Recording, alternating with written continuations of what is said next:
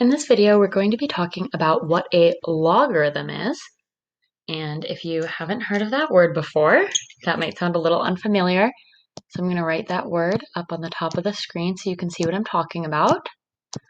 A logarithm. Okay. But before we can talk about what a logarithm is, we need to make sure we really understand what an exponent is. And not just how I can type it into the calculator, but really what does an exponent mean? So we have an example of an exponent here. We have 2 to the third power. And just a review of that exponentials unit, the number being raised to the power we call the base, and the power itself is the exponent.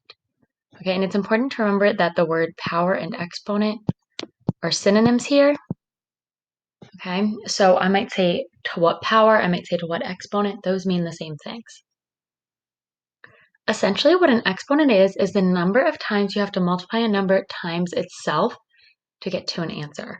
So in this example, 2 to the third power indicates I have to multiply 3 2s times each other. So I have 1, 2, 3 2s all multiplied together to get me 8. I want to give you guys another example. Let's say I said 3 to the fourth power. That means I take my base and I have to multiply it times itself 4 times. So I have 4 3s. So 3 times 3 times 3 times 3. Okay? And if you were to multiply all those out times each other, you would get 81.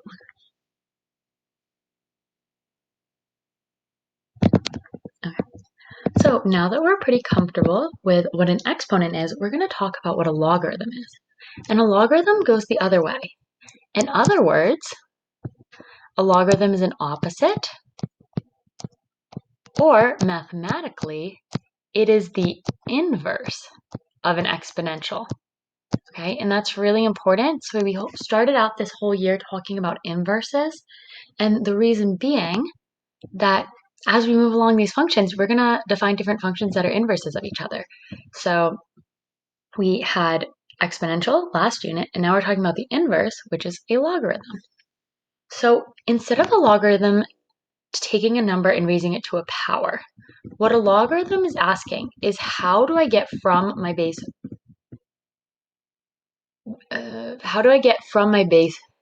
to the answer, essentially, right? So that's written out here with a question mark. So it says 2 to the question mark equals 8, or in other words, 2 to what power is equal to 8. The way I write that is we abbreviate logarithm to log. So this is something that's a little different. So used to seeing, like, I'll say with an exponential, I'll be like, okay, I see a number to the x, so I'm going to know that's an exponential. Or with a radical, I'm going to see a symbol, square root of x, and that tells me it's a radical function. With a logarithm, it's very clear to identify a logarithmic function because you literally write the word log, which is just an abbreviation for logarithm. So that is different from what we're used to, but you will see equations that say things like log in them, and that just is telling you that it's a logarithm, which is, again, the opposite of an exponential. So the way, again, I rewrite this exponential function as a logarithm is I'm saying 2 to what power gives me 8? That's written like this. So I'm looking basically at how do I get from 2 to 8? Like, what power would it take to get me from 2 to 8? And the answer there would be 3. Okay, because 2 to the third power is 8. Okay, and in some other videos, we will talk more about how I know it is 3 if you didn't happen to know that off the top of your head. But what's important now is to understand that a logarithm is asking, basically, how do I get from 2 to 8? What exponent takes me there?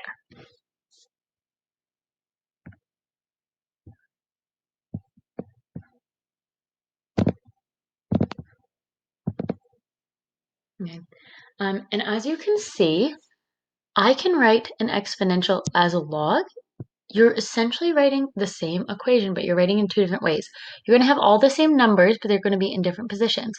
So in my exponential, I have a base to an exponent, 2 to the 3 is equal to my answer.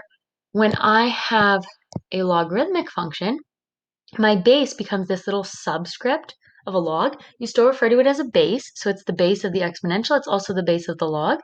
But essentially, I'm looking from how did I get from my base to my answer. So the base in the answer are both on the left side, and the exponent, because the exponent is the answer, is on the right side. And I think that now is a good time to talk about, again, just remembering what, again, inverses are.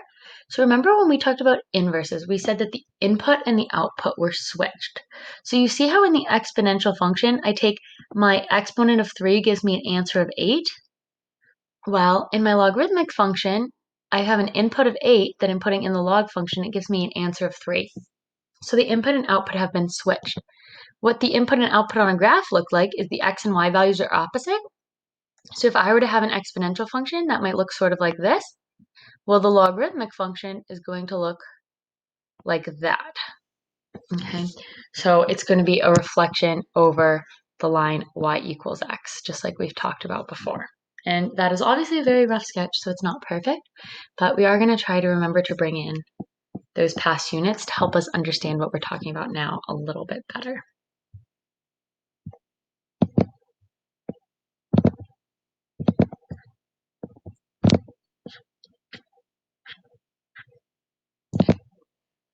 With that being said, I just wanted to go ahead and sort of summarize what we've talked about, that a logarithm is another way of writing exponents. Essentially, logs are exponents, right? They're just written in a different way. So you are still talking about an exponent. The actual exponent is just the answer. So again, we have log base b of a, and that is how I would read this out. I have the log base b, this is not writing anymore, log base b of a is equal to x. And what that means is, how do I get from b to a, right? How do I get from b to a? How does b become a? Well, I have to raise b to the x power to get me to a. And that is the exponential form that's written off to the right. And again, we'll have another video going more in depth on how to rewrite the different forms, but that was just a quick preview. So basically by now, what you should be able to do is define what a logarithmic function is and understand its relationship to exponential functions.